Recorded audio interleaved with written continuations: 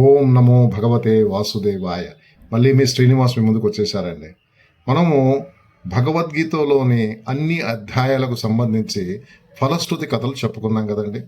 ఇప్పుడు భగవద్గీత మొత్తం చదివినాక, పఠించినాక అథ గీతామహత్యం తప్పనిసరిగా చదవాలండి. అథ గీతామహత్యంలో మొత్తం 23 శ్లోకాలు ఉన్నాయి.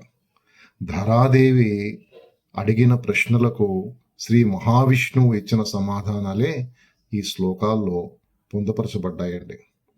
భగవద్గీతని చదివిన వారికి ఎలాంటి పుణ్యం లభిస్తుందో, ఎలాంటి లాభాలు చేకూరుతాయో ఈ యొక్క అథ గీతామహత్యంలో చెప్పబడింది.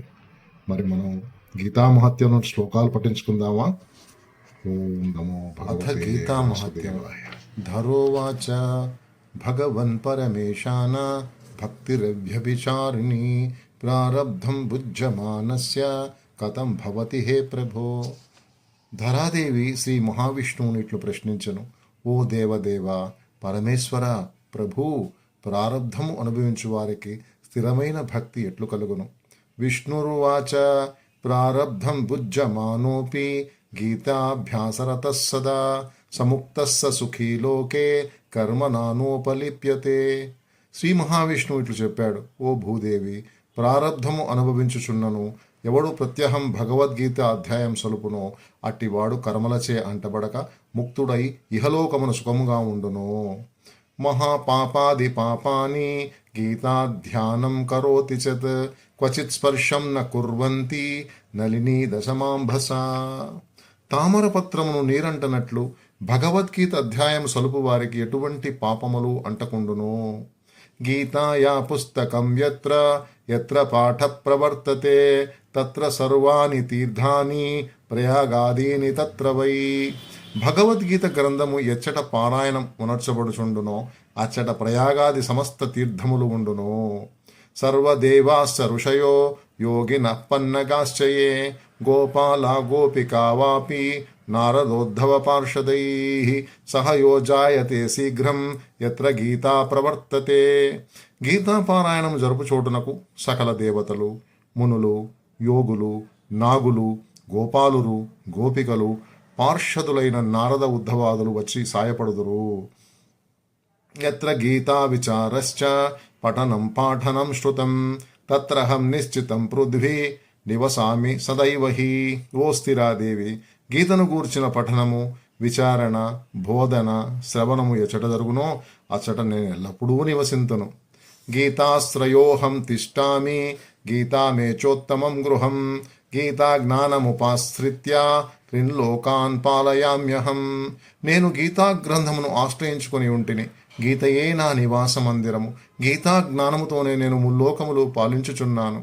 గీతా మే పరమా విద్య బ్రహ్మరూపాన సంశయ అర్ధమాత్రక్షర నిత్య స్వనిర్వాచ్య పదాత్మిక. నా యొక్క పరమ విద్య గీతయే. అది బ్రహ్మస్వరూపము, ఎట్లాంటి సందేహము లేదు. అది అర్ధమాత్ర స్వరూపము. అది నాశరహితమైనది, నిత్యమైనది, అనిర్వచనీయమైనది.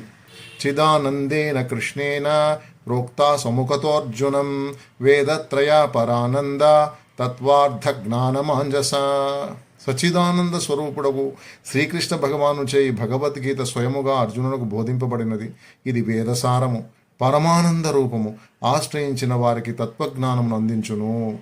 పాఠే సమర్థ సంపూర్ణే తదర్థం పాఠమాచరేత్ తదా గోదానజం పుణ్యం లభతే నాత్ర సంశయ.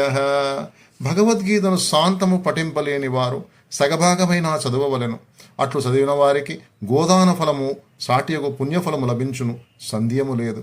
త్రిభాగం పఠమానస్తు గంగా స్నానఫలం లభేత్ షడంశం జపమానస్తు సోమయాగఫలం లభేత్. గీతను 3వ పాలు గాని పఠించిన జాహ్నవి స్నానఫలము చేకూరును. 6వ పాలు పారాయణం చేసిన సోమయాగ ఫలం ప్రాప్తించును.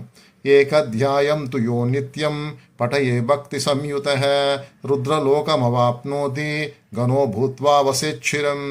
ఏ నరుడు గీతయందలి ఏకాధ్యాయమును భక్తి శ్రద్ధలతో ప్రతిదినం పఠించునో అతడు రుద్రలోకంలో చిరకాలము వాసము చేయును. అధ్యాయ శ్లోక పాదం వా నిత్యం యః పఠే నరః సయతి నరతాం యావ మనుకాలం వసుంధరే. ఓ వసుంధర, ఏ భక్తుడు గీత యందలి ఒక అధ్యాయమునందలి 4వ పాలు పఠనమర్చునో అతను ఒక మనుమంతరము మానవ జన్మను పొందును. గీతాయా శ్లోక దశకం సప్త పంచతసుష్టయం దౌత్రినేకం తదర్థం వా శ్లోకానామ్యా పఠేన్నరః. ఎవడు గీత ఎందలి 10 శ్లోకములు కానీ లేదా 7 శ్లోకములు కానీ లేదా 5 శ్లోకములు కానీ లేదా 4, 3, 2, 1 కానీ కనీసం సగం శ్లోకము కానీ పఠించిన అతడు చంద్రలోకవాసి అయి ఉండును. చంద్రలోకమవాప్నోతి వర్షానామయుతం ధ్రువం గీతా పాఠ సమాయుక్తో మృతో మానుషతాం వ్రజేత్. గీతా శ్లోకమును ఏ భక్తుడు మరణ సమయమున మననం చేయునో అతడు ఉత్తమమగు జన్మను పొందగలడు. గీతాభ్యాసం పునఃకృత్వా లభతే ముక్తిముత్తమం గీతేచ్చుచార సంయుక్తో మ్రియమాణో గతిం లభేత్. తదుపరి జన్మలోనూ గీతాధ్యామును కావించుచున్న మోక్షమునందుకోగలడు.